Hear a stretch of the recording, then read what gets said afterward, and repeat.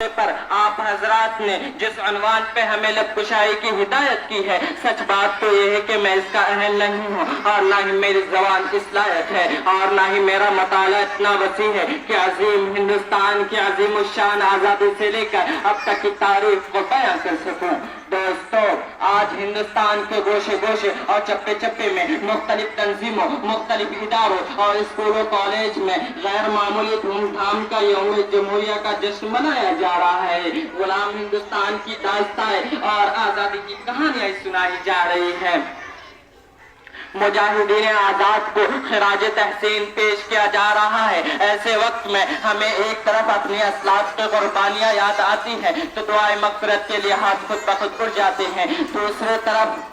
جمہوریہ ہندوستان کی مسلمانوں کی دردناک واقعہ اور ظلم ستم کی داستانیں سامنے آتی ہے تو خون کے آنسو نکل پڑتے ہیں اور دل سے ایسی آہ نکلتی ہے کہ اگر ہمارے اکابر و اسلاف کو اس کا تصور بھی ہوتا، خدا کی قسم وہ لوگ کبھی بھی اس ملک کو انگریز بھیڑیے کی غلامی سے چھڑانے اور ہندوستان کو آزاد کرانے کے لیے اتنی بڑی بڑی قربانیاں نہ دیتے۔ اگر انہیں یہ معلوم ہوتا کہ اس ہندوستان میں مسلمانوں کے اوپر ایسا بھی دن آئے گا کہ جب مسلمان آزادی کی جگہ انگریز کی ہی غلامی کو پسند کریں گے تو وہ کبھی بھی شمشیر برہنہ لے کر میدان جہاد میں نہ نکلتے۔ اگر انہیں معلوم ہوتا۔ ہندوستانی بھائیوں،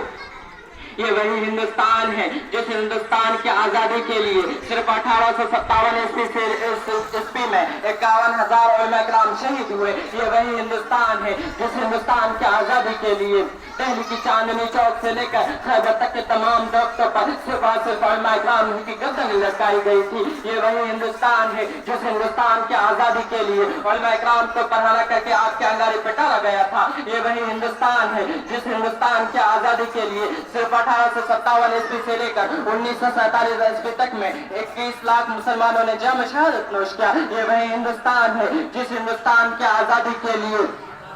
علماء اکرام کو گولیوں کا نشانہ بنایا گیا تھا۔ یہ وہی ہندوستان ہے جس ہندوستان کی آزادی کے لیے 80 علماء اکرام کو گولیوں میں بند کر کے دجلہ آبادی میں ڈال کر گولیوں سے بھون دیا گیا تھا۔ یہ وہی ہندوستان ہے جس ہندوستان کی آزادی کے لیے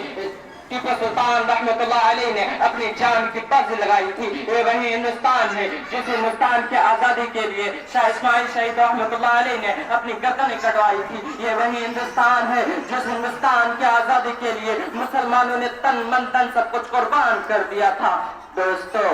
اگر انہیں یہ معلوم ہوتا کہ اس ہندوستان میں مسلمانوں کے اوپر ایسا بھی دن